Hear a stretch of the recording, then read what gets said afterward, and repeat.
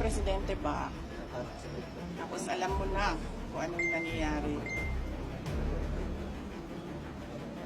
Tapos makikita mo na based on the budget kung paano binaboy yung pera ng bayan.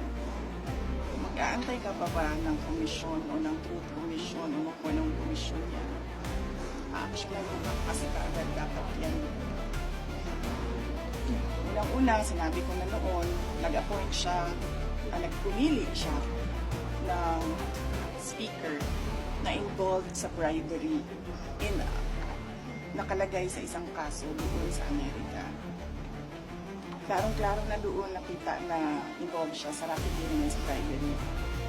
So, ikaw ba, Presidente, kapag ilalagay mo yung ganyang klaseng speaker? Pero hindi na, di ba? So, anong nangyari sa budget natin? Naraketirig din yung budget natin. Tapos, syempre, sumabog na. Hindi ako makapagsalita sa Department of Public Works and Highways, pero makapagsalita ako sa DepEd kung anong nangyari. At sinabi ko na sa inyo. Sinabihan na siya, alam niya. In ang cabinet meeting, sinabi sa kanya kung anong nangyari sa Department of Education budget. And then, ang ginawa niya is nag-change the picture. So, anong pa bang komisyon, anong truth commission, anong investigative body pa ang kailangan mo?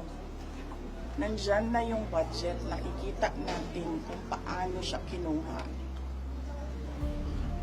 Diba dapat nun, diretsyo mo na gawin, tanggalin mo na yung speaker mo, ayusin mo na yung, sabihan mo na yung mga kaalyado mo sa House of Representatives, ayusin mo yung budget, tapos panagutin mo na yung mag-lifestyle check ka na dyan sa mga congressman at sa mga staff nila. Ang dami dyan may bahay sa abroad. Diba? Ma'am? Masyado siyang hindi niya alam kung ano gagawin at masyado siyang mabagal gumalaw. Nagmamadali ang Pilipinas. Pero alam niyo lahat.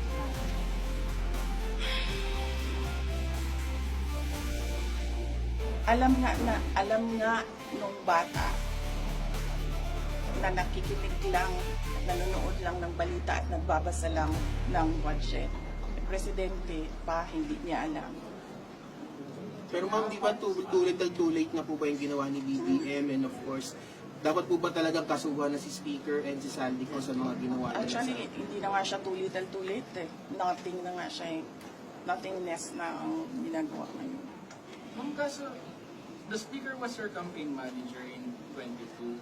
Were you not aware of these issues before? Hindi naman siya naging speaker noon eh.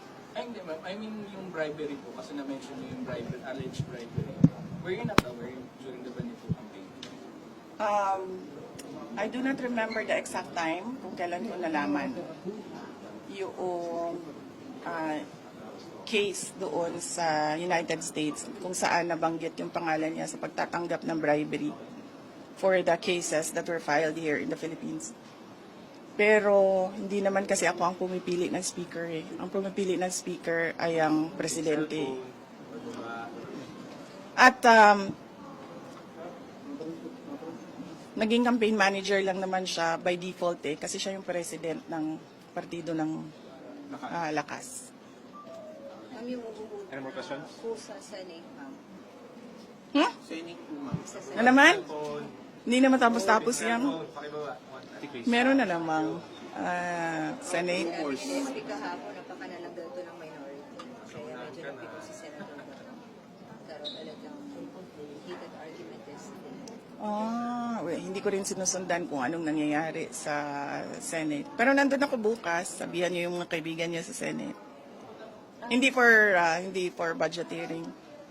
Meron lang akong bibisitahin na senador. Ay, hindi ko pala banggitin yun kasi baka tumagal ako doon. Mamadali ako. May isa lang. Amy? Hindi si Senator Amy. Senator Amy, katext ko yan araw-araw. Hindi si Senator Robin. Magkikita kami sa rally sa Japan. May rally kami doon. Ay, tuloy yun, ma'am, yung 20 at 21. Thank you.